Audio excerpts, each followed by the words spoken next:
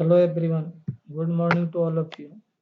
Today in this video we are going to discuss dielectric polarization. In this video we shall first learn what is dielectric polarization, then we will define polarizability, and after that the main part of the question, that is theory of polarizability. And in the last part of the video, we will learn frequency dependence of polarizability. So this question has been divided into different parts, and this question is very important from examination point of view for degree 3 students. This question may be asked in paper 7B group A. Okay, so let us start video. First of all, the topic is what is dielectric polarization. Here polarization and dielectric, there are two terms. Almost all the insulators are dielectric. As you know, insulators are those materials in which current does not flow because no free electrons. All the electrons are tightly bound with the nucleus and there is no conduction. But we can modify the behavior of insulator.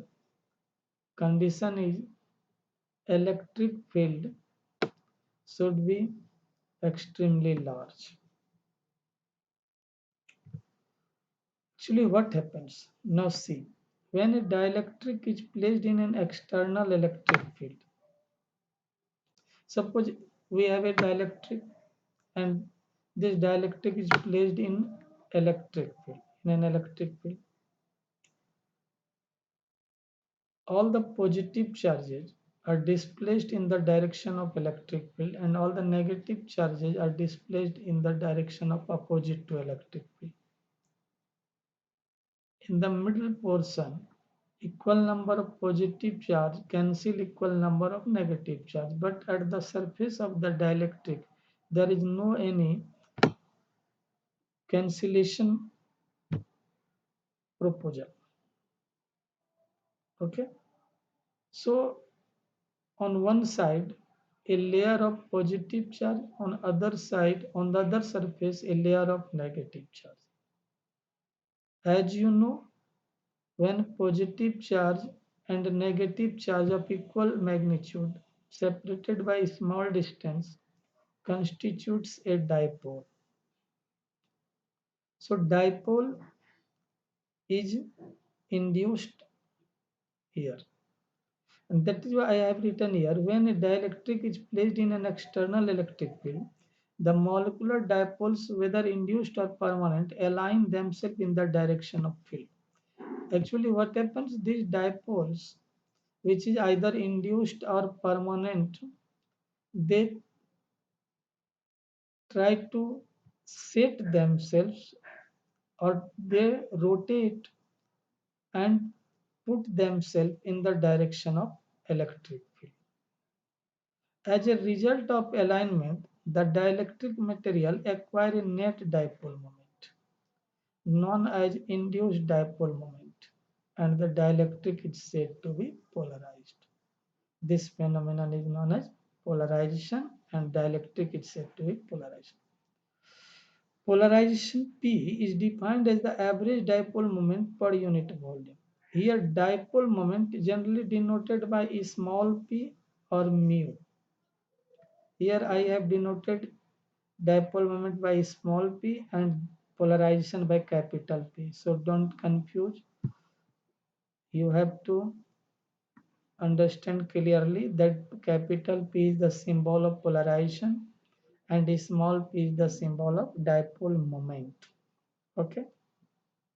So in a dielectric, if we consider a small region of volume del V, and in that region the average dipole moment suppose del P, then del P by del B is called polarization as per definition. It is called polarization denoted by P. Here del P or increment P by increment B, we convert it into perfect differential by taking a limit. So once we take the limit del V del to 0, it is polarization vector P. Now the polarization P is also called density of polarization or polarization density vector. If n is the number of dipoles or atoms per unit volume, then P will be NP. Means this is for one and this is for total n number of dipoles. So total whole P or capital P is equal to n times small p. What is here? P is equal to alpha B, alpha E. I will discuss later on. But before this, we are going to learn what is polarizability. Okay. So alpha is polarizability. The strength of induced electric dipole moment, here is small p because it is dipole moment. The strength of induced electric dipole moment is directly proportional to the applied electric field. Means P proportional to E local. P proportional to E local. Why E local? And if we remove proportionality symbol, we give a constant here, and this constant generally we take alpha. So P is equal to alpha E local. What is alpha? Alpha is constant of proportionality called polarizability. Okay. Now here one thing is important to make clear, that is E local. I am it is E is the electric field, but I have used here E local. Why? Because actually we consider the local electric field, means that is actually effective to polarize the atom or dielectric. And there are so many factors here, we will discuss later on. So alpha is the constant of property called polarizability. Up to now we have defined polarizability and dielectric polarization. Okay. Now we are going to discuss the main part of the question, theory of polarizability.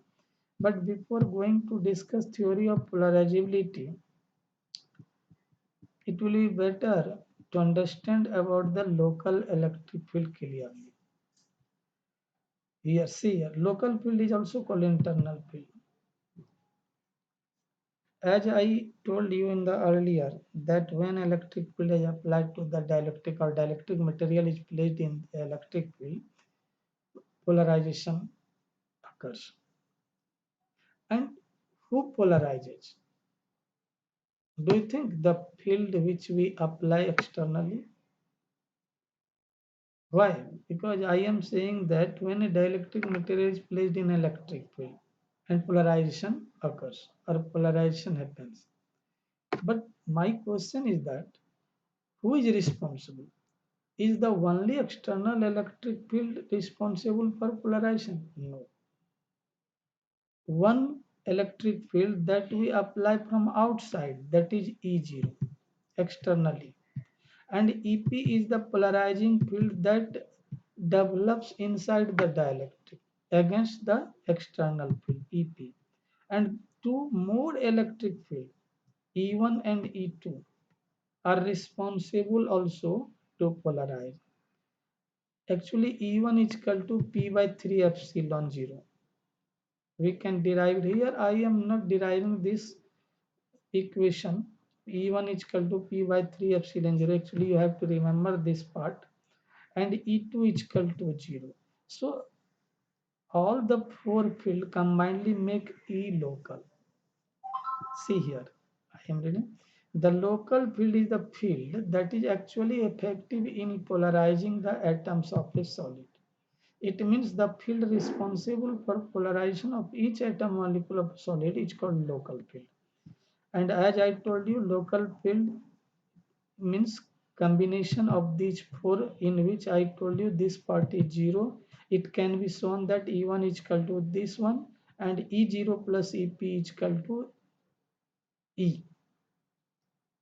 Means E0 is the external, EP is the in polarizing field which develops inside the dielectric against E0, and the sum of these two is E. So here I have written E local is equal to E0 plus EP plus PY, this one, and this one E0 plus EP is equal to E. So E local is equal to E plus P by 3 epsilon. Actually, this equation will help you in further discussion.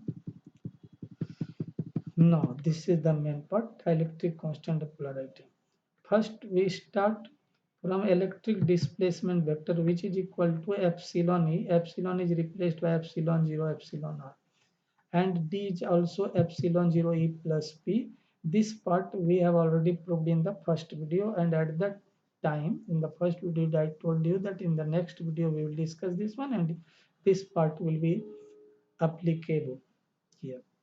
So what is epsilon R? Relative permittivity. What is epsilon 0? Permittivity of air or vacuum. P is polarization, E is the electric field. So on solving we get this one. And here if you divide by this term on both factors, then we get this one. Here P by epsilon 0 is replaced by susceptibility, electrical susceptibility. This is the symbol for susceptibility. So one part is here, another part. As I defined earlier, polarity, again I am defining here. The polarity of an atom is defined dipole moment per unit local electric field. Already we have defined here this part, alpha. Okay, so I am coming to the point. The polarity alpha atom is defined as the dipole moment per unit local address. So P actually proportional is removed and constant alpha is used here. So P is equal to alpha E local. Now, for if n is the number of atoms, P is equal to NP or n alpha E local. And if we generalize this expression, then means for all atoms, then we use P is equal to summation J Nj alpha J E local, where summation is over all the atoms or atom sites.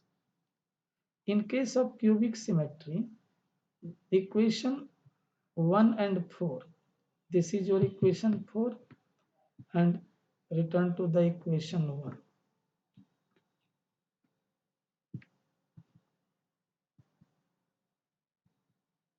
This one. So we are using equation 1 and equation 4 here. We can write P is equal to this one. On rearranging the term, we get this one. Because P by 3 epsilon 0 here, actually we rearrange and substitute to get susceptibility. Using equation 3, epsilon R is equal to this one. Here equation 3. This one, P is equal to alpha E local. So once we get the value of E local, we use this one. And this expression can be put in the form epsilon R minus 1 by epsilon R plus 2 and alpha by 3 epsilon 0. And in more general, this is also known as Clausius-Moissorti relation. Actually, Clausius-Moissorti relation relates the dielectric constant to the polarizability provided the condition of cubic symmetry. And this equation in more general form is written as. So this is the main part of the question. Now we are going to discuss the last part of the question, that is frequency dependence of polarization. Actually, polarization is of different type.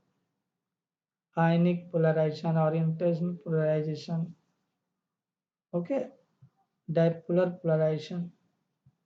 And so in polarization, they contribute dipolar polarizability, ionic polarizability, and electronic. Here, alpha dipolar, alpha ionic, alpha electronic. So try to understand this one. Alpha ionic, alpha is polarizability. So there are three types of polarity: dipolar, ionic, and electronic, and all these three contribute. Here I have written, when a dielectric is placed in an alternating electric field, the dipoles attempt to maintain alignment with the field. This process requires a finite time that is different to each polarization mechanic. At the relaxation frequency, the dipoles only adjust to be able to reorient themselves in time with the applied field. At this frequency, the dielectric is lossy. Lossy means it is from loss, and energy is lost in the form of heat. The dielectric loss is at a maximum when the frequency of the external electric field coincides with the relaxation frequency. And this part is used in microwave oven. You have heard the electrical appliances micro oven where food is prepared. We cook food. Okay. And now in the graph, you can see one peak is here about at 10 to the power 13, and one part is here about 10 to the power 15. Slightly here, it should be this part. So at 10 to 13 and 10 to 15, the peaks occur, and these peaks are due to resonance effect. So this part is dipolar polarizability, this part is ionic polarization, and this part is electronic polarization. So there are three parts here. Okay. So this is a graph. Here I am reading frequency of the bound ions or electrons respectively. So you may feel difficulty, but I am reading again. Frequency of the bound ions or electrons respectively. Okay. So again I am coming to the initial part. Here first we have discussed dielectric polarization. This is your question.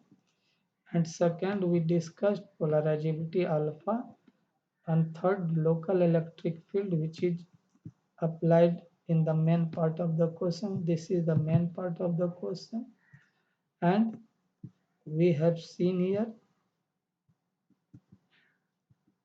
and this is the last part. Thank you.